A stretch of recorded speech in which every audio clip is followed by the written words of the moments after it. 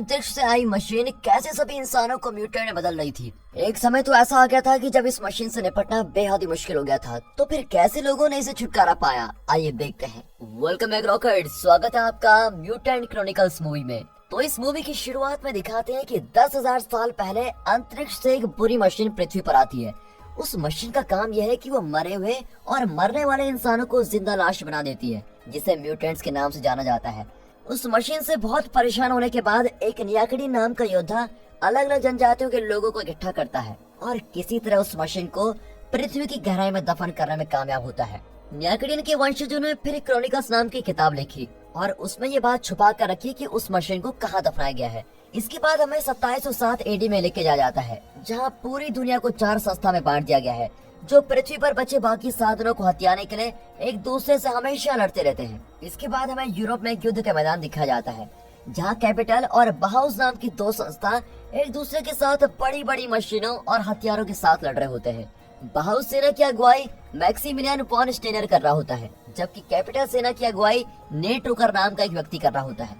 जब नेट अपने सैनिकों को देख रहा होता है और उनका हौसला बढ़ा रहा होता है, तब ल्यूटेनेंट मैक्सिमिलियन अपनी सेना को कैपिटल के पास मार्च करने को कहता है। हालांकि वो इस बात से अनजान होते हैं कि इसी लड़ाई के मैदान के नीचे वो मशीन दफनाई गई है।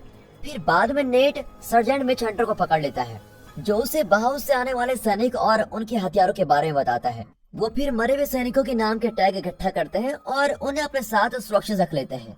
मिच फिर नेट को बताता है कि बाउस उन पर कभी भी हमला कर सकता है। फिर कुछ ही देर बाद नेट एक दूरबीन की मदद से बाउस की सेना को अपने करीब आते हुए देखता है और वो अपने सैनिकों को लड़ाई के लिए बिल्कुल तैयार होने के लिए कहता है। कैपिटल के सैनिक टॉप से बाउस की सेना पर हमला करते हैं, लेकिन दुर्भाग्य से इसकी वजह से जिस बुरी मशीन को छुपा गया होता है, वो जगह सबके सामने आ जाती है। बाउस की सेना बॉम्ब्स और जहरीली गैसें से हमला करती है और कैपिटल की जगह पर हमला करती है। फिर लड़ाई के बीच मिच नेट को गोली लगाने से बचा लेता है और नेट भी उसका एहसान उसको लौटाता है। तभी नेट मिच से कहता है कि अगर उसे लड़ाई में कुछ हो जाता है तो वो उसकी बेटी का ध्यान रखे। अब क्योंकि वहाँ पर बहुत भारी बमबारी हो रही होती है, इसीलिए उस खतरनाक और बुरी मशीन की सील टूट जाती है और उसके अंदर से जानलेवा म्यूटेंट्स बाहर आने लगते हैं। म्यूटेंट्स कैपिटल की सेना पर अपने नुकीले हाथों से हमला करने लगते हैं, जिससे उनकी तुरंत ही मौत हो जाती है। फिर बाउस की सेना को कैपिटल की सेना के बहुत लोग मरे हुए मिलते हैं और वो ये देखकर हैरान हो जाते हैं कि इनको किसने मारा, वो भी इतनी बुरी तरह से। वो लाशों को देख रहे होते हैं कि तभी म्यूटेंट्स पीछे से उन पर हमला कर देते हैं और उनको भी मार डालते हैं। फिर दूसरी ओर नेट और मिच को अपने सैनिकों के शरीर के हिस्से पानी में तैरते हुए मिलते हैं और उन्हें ऐसा लगता है कि बाउस के सैनिक बेरहमी से उनके सैनिकों को मार रहे हैं। इसके बाद स्टेनर और नेट एक दूसरे के आमने सामने होते हैं और वो दोनों सिर्फ एक चाकू की मदद से एक दूसरे से लड़ने लगते हैं। इसी बीच बहुत सारे म्यूटेंट्स ऊपर चढ़कर मशीन से बाहर आते हैं और वो सैनिकों पर हमला करना शुरू कर देते हैं। फिर नेट और स्टेनर की मदद उनके आदमी करते हैं, लेकिन एक एक करके सभी म्यूटेंट्स के हाथों मारे जाते हैं। अब कैपिटल की सेना में से एक जीजस नाम का व्यक्ति म्यूटेंट से लड़ता है और बुरी तरह से घायल हो जाता है। नेट को एक मशीन गन मिलती है और वो म्यूटेंट्स पर उससे हमला करना शुरू कर देता है। इसी दौरान मिच जीजस को बचाव जगह ले जाकर बचाता है और जैसे ही वो जीजस को जहाज में बैठा लेता है, वो नेट को चिल्लाकर बुलाता है, लेकिन दुर्भाग्य से नेट की मशीन की गोलियां खत्म हो जाती हैं और म्यूटेंट्स उस पर हमला कर देते हैं। वो मिच को चिल्लाकर कहता है कि वो उसको छोड़कर वहाँ से चला जाए और फिर बचाव जहाज वहाँ से निकल जाता है। उसके बाद म्यूटेंट्स की खबर फैलती हुई ब्रदर सैमुअल नाम के निकोडेंस के एक वंशज के पास पहुँच जाती है। वो और उसकी एक महिला साथी सेवेरियन क्रॉनिकल्स किताब को खोलते हैं और उसको पढ़ने लगते हैं। इसी दौरान म्यूटेंट्स मरे हुए और घायल लोगों को खींचकर बुरी मशीन की ओर लेके जा रहे होते हैं, ताकि वो इंसान से बदलकर म्यूटेंट्स बन जाए। क्रॉनिकल्स किताब के अंदर ये भी लिखा होता है कि अगर इंसान निकोडेंस के रास्ते पर चले तो वो वापस पृथ्वी पर शांति कायम कर सकते हैं। 6 हफ्तों बाद म्यूटेंट्स ने कैपिटल की सुरक्षा पर हमला करके वहाँ पर कब्जा कर लिया होता है और उन सभी के एक साथ काम करने के बावजूद भी वो म्यूटेंट्स को रोक नहीं पाते। फिर भविष्यवाणी को पूरा करने के लिए ब्रदर सैमुअल सभी राजदूत और बड़ी संस्थाओं के पास एक वादा लेकर जाता है कि वो 20 बहादुर सैनिक और एक जहाज देंगे जो म्यूटेंट से लड़ने में उनकी मदद करेंगे। राजदूत उसकी इस बात को ठुकरा देते हैं, क्योंकि वे पहले ही मान चुके होते हैं कि म्यूटेंट से लड़ना नामुमकिन है और वो जहाज का इस्तेमाल करके लोगों को पृथ्वी से कहीं और लेके जाने की तैयारी कर रहे होते हैं। कुछ देर बाद ब्रदर सैमुअल अकेले में कॉन्स्टेंटाइन से बात करने जाते हैं, जो राजदूतों का सरदार होता है। वो उसे अपने सैनिक इकट्ठा करने के लिए एक जहाज और कुछ टिकट्स देता है और फिर सैमुअल के वहाँ से जाने के कुछ देर बाद ही कॉन्स्टेंटाइन को म्यूटेंट्स मार देते हैं। यहाँ मिच नेट के घर जाता है और वो उसकी पत्नी और उसकी बेटी से मिलता है। वो नेट की पत्नी को उसके पति के गुम होने की बात बताता है और वो ये बात सुनकर रोने लगती है। वो रोते हुए उसे ये भी बताती है कि उसे डर है कि वो भी मर जाएगी क्योंकि उसके पास जहाज में जाने के लिए कोई भी टिकट नहीं है। अब ये बात सुनकर मिच को बहुत ही बुरा लगता है और वो उसको शांत करने की कोशिश करता है। उसी रात जब मिच एक बार में बैठा होता है तो ब्रदर सैमुअल उससे मिलने आता है और वो उसको बताता है कि जीसस ने उसे उसका नाम बताया था। वो मिच को अपने मिशन के बारे में बताता है, लेकिन उससे कहता है कि उससे अब पृथ्वी के लोगों की कोई चिंता नहीं है। अब क्योंकि मिच उसके मिशन में उसका साथ देने के लिए मना कर देता है तो सैमुअल से एक लिफाफे में जहाज की कुछ टिकट्स वहाँ पर छोड़ देता है। अगले दिन नेड की पत्नी अपने और अपनी बेटी के लिए कोई जहरीली पीने की चीज बना रही होती है। तभी उसके घर के दरवाजे पर एक लिफाफे में जहाज की टिकट्स आती है और टिकट्स को देखकर उसके चेहरे पर एक अलग ही खुशी आ जाती है।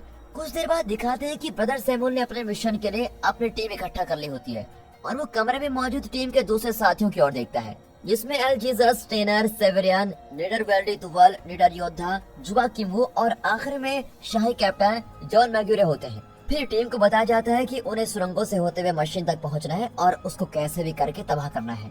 आगे वो बताता है कि उन्हें मशीन के अंदर एक जरूरी हिस्से में एक बम लगाना होगा। आखिर में वो ये भी बताता है कि अगर वो अपने मिशन में नाकामयाब होते हैं तो पृथ्वी के सभी लोग म्यूटेंट्स के हाथों मारे जाएंगे और म्यूटेंट्स हमेशा के लिए पृथ्वी पर राज करेंगे। ये बात याद रखना। कुछ देर बाद स्टेनर पूरी टीम को एक कमरे में लेके जाता है जहां उन्होंने एक म्यूटेंट को बंद करके रखा हुआ है। वो उन्हें बताने की कोशिश करते हैं कि म्यूटेंट्स को कैसे मारते हैं, लेकिन बदले में वेल्डी ड्यूवेल पर म्यूटेंट हमला कर देता है।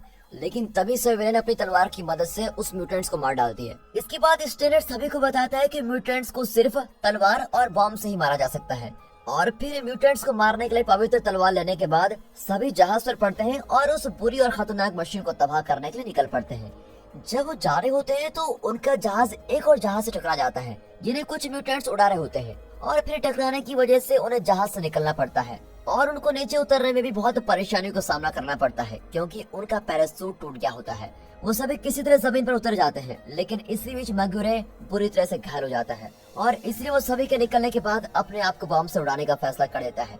और फिर तबाह हुए करान शहर की ओर जाते हुए वो देखते हैं कि दो चौकीदार गरीब लोगों को जहाज में चढ़ने से रोक रहे होते हैं, जिसको देखकर मिच को बड़ा गुस्सा आता है और वो उनमें से एक चौकीदार को गोली मार देता है, जिससे लोगों को जहाज में चढ़ने के लिए थोड़ी आसानी हो जाती है। फिर बाद में टीम एक बंद चर्च के अंदर पहुंचती है और उन्हें वहां पर एक लिफ्ट की खाली जगह मिलती है, जैसा कि क्रॉनिकल्स किताब में लिखा हुआ था। अब टीम के सभी लोग एक रस्से की मदद से नीचे उतरना शुरू करते हैं, लेकिन तभी ब्रदर सैमुअल का हाथ फिसल जाता है और वो एक किनारे पर जाकर गिरता है। लेकिन दुर्भाग्य से एक और म्यूटेंट उसको देख लेता है और उस पर हमला कर देता है। इसी बीच मिच उसको बचाने के लिए जाता है और म्यूटेंट्स को मार डालता है। फिर गोली चलने की वजह से और म्यूटेंट्स उस जगह की तरफ दौड़ कर आते हैं। कुछ ही देर में उनकी सारी टीम म्यूटेंट से लड़ रही होती है और अब दिखाते हैं कि जब जुबा लिफ्ट के अंदर बैठा म्यूटेंट से दूर भाग रहा होता है, तभी एक धमाका होता है जिसकी वजह से लिफ्ट उड़ते हुए उनमें से कुछ म्यूटेंट्स के ऊपर गिर जाती है। लेकिन म्यूटेंट्स को कुछ नहीं होता और वो कुछ ही देर में वापस अपने पैरों पर खड़े हो जाते हैं और वो फिर से टीम से लड़ने के लिए बिल्कुल तैयार होते हैं। तभी जख्मी जुबा बिल्डिंग के मलबे से अपना हाथ बाहर निकालता है और म्यूटेंट्स के बीच में एक बॉम्ब गिरा देता है। फिर धमाके की वजह से टीम के आसपास जितने म्यूटेंट्स होते हैं वो सभी जुबा के साथ वहीं मर जाते हैं। कुछ देर के लिए टीम के सभी लोग जुबा के बलिदान के लिए बहुत प्रार्थना करते हैं और अपने मिशन को आगे बढ़ाते हैं और फिर जल्द ही उन्हें जमीन के नीचे एक सुरंग मिलती है और वो उसके अंदर से जाने लगते हैं। सुरंग की दूसरी ओर निकलकर वो देखते हैं कि म्यूटेंट्स इंसानों को मशीन की ओर घसीट कर लेके जा रहे हैं। अचानक से मिच की नजर नेट पर जाती है, जिससे एक म्यूटेंट घसीट कर ले जा रहा होता है। टीम के सभी लोग उसे साथ रहने के लिए कहते हैं, लेकिन इसके बावजूद मिच नेट को बचाने के लिए चट्टानों से कूदता है और यहाँ टीम के बाकी लोग मजबूरन अपने मिशन को जारी रखते हैं। बाद में मिच नेट के पास पहुंचता है और उसे बताता है कि उसकी बीवी और उसकी लड़की सुरक्षित है और उसने उन्हें पृथ्वी छोड़कर मार्स पर जाने के लिए जहाज की टिकट्स भी दे दी है। कुछ देर बात करने के बाद मिच को समझ आ जाता है कि नेट ज्यादा देर तक जिंदा नहीं रह पाएगा, इसलिए वो उसको गोली मार देता है और उसके दुख को वहीं पर खत्म कर देता है। अब दूसरी ओर उस बुरी और खतरनाक मशीन के हट की ओर जाते हुए स्टेनर का पैर एक चट्टान से फिसल जाता है और वो सीधा म्यूटेंट्स के ऊपर गिरने वाला होता है। इसीलिए टीम के बाकी लोग उसको ऊपर खींचने की कोशिश करते हैं, लेकिन वो अपना हाथ उन्हें पकड़ाने की जगह उन्हें अपना बैग पकड़ाता है, जिससे मशीन को तबाह करने का जरूरी सामान होता है और ऐसा करते हुए वो जमीन पर गिर जाता है। फिर उसे इस हालत में देखकर टीम के बाकी लोग भी म्यूटेंट से लड़ने के लिए जमीन पर कूद जाते हैं और फिर जल्द ही स्टेनर को एक म्यूटेंट मार डालता है, जबकि एलजीजीएस की बंदूक से एक धमाका होता है और वो मर जाता है। अब दुर्भाग्य से ब्रदर सैमुअल भी म्यूटेंट के हाथों मारा जाता है। सेवेरन को छोड़कर बाकी सभी घायल हो जाते हैं और म्यूटेंट्स उन सभी को घसीटकर मशीन की तरफ लेके जा रहे होते हैं। फिर धमाके की आवाज को सुनकर मिच भी वहाँ पर पहुँच जाता है और उसे सेवेरन मिलती है जो उसको बाकी साथियों के बारे में बताती है। कुछ देर बाद ही मिच जमीन पर ग्रे क्रॉनिकल्स की पेजेस को इकट्ठा करता है और सेवेरन से कहता है कि वो इन पेजेस को पढ़े और कोई सुराग ढूंढे। हालांकि सेवेरन उससे कहती है कि वो क्रॉनिकल को नहीं पढ़ सकती, जिसको सुनकर मिच को बहुत ही गुस्सा आ जाता है। उसके बाद मिच और सेवेरन मशीन की उस जगह पर बम लगा देते हैं जहां म्यूटेंट्स जख्मी लोगों को ले जाकर डाल रहे होते हैं। और फिर इससे पहले कि म्यूटेंट्स स्टेनर और डुवेल को गड्ढे में डाले, वो पहले बम को फोड़ देते हैं और धमाके की वजह से गड्ढे में जाने का रास्ता भी ब्लॉक हो जाता है। कुछ ही देर बाद मिच और स्टेनर रस्सी को पकड़ते हैं और डुवेल और सेवेरन मशीन के दिल तक पहुंचने की कोशिश करते हैं, लेकिन दुर्भाग्य से म्यूटेंट्स बंद हुए रास्ते से पत्थरों को हटाकर अपना रास्ता बना लेते हैं। अब ये देखकर स्टेनर म्यूटेंट्स के पास जाकर उन्हें बम से उड़ा देता है और धमाके की वजह से मिच गड्ढे के अंदर एक कन्वेयर बेल्ट पर गिरता है जो उसे मशीन की तरफ ले जाने लगती है। उसके हाथ और पैर बंद जाते हैं और उसको एक रहस्यमय इंजेक्शन लगा दिया जाता है। अब इससे पहले कि मशीन उसकी आंखों को कोई नुकसान पहुंचा पाती, उससे पहले मिच किसी तरह अपने आप को छुड़ा लेता है और वो मशीन पर गोली चला देता है, जिसकी वजह से उसे भागने के लिए थोड़ा समय मिल जाता है। कुछ ही देर बाद मिच डुवेल और सेवेरन के पास पहुंचता है जो कि पूरी मशीन के दिल के पास पहुंच चुके हैं। पहले तो वो ये देखकर हैरान हो जाते हैं कि मिच एक म्यूटेंट में बदल गया है, लेकिन जब वो उनसे बम के बारे में पूछता है तो उनको यकीन हो जाता है कि ये सही है।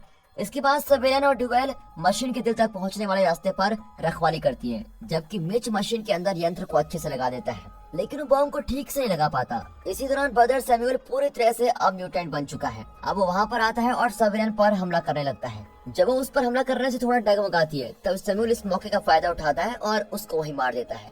डुवेल भी म्यूटेंट से लड़ नहीं पाती, जिसकी वजह से वो एक किनारे से नीचे गिर जाती है। आखिर में मिच और ब्रदर सैमुअल एक दूसरे से लड़ते हैं। तभी मिच को एक सुराग मिलता है कि बम को कैसे चालू करना है। उसे एक चाबी जैसा निशान अपने तलवार के ऊपर दिखाई देता है और वो ब्रदर सैमुअल के साथ ही उस तलवार को मशीन में लगा देता है। मिच फिर मशीन के बम को चालू करने के लिए अपनी तलवार को घुमाता है और थोड़ी देर बाद ही मशीन में एक भूकंप आने लगता है। ब्रदर सैमुअल फिर मिच से कहता है कि वो मशीन से कूद जाए और उसका विश्वास करे। मिच उसकी बात मानता है और एक झील में कूद जाता है। वो देखता है कि मशीन वापस से अंतरिक्ष की ओर निकल जाती है और आखिर में इस तरह मिच पूरी इंसानियत को बचा देता है।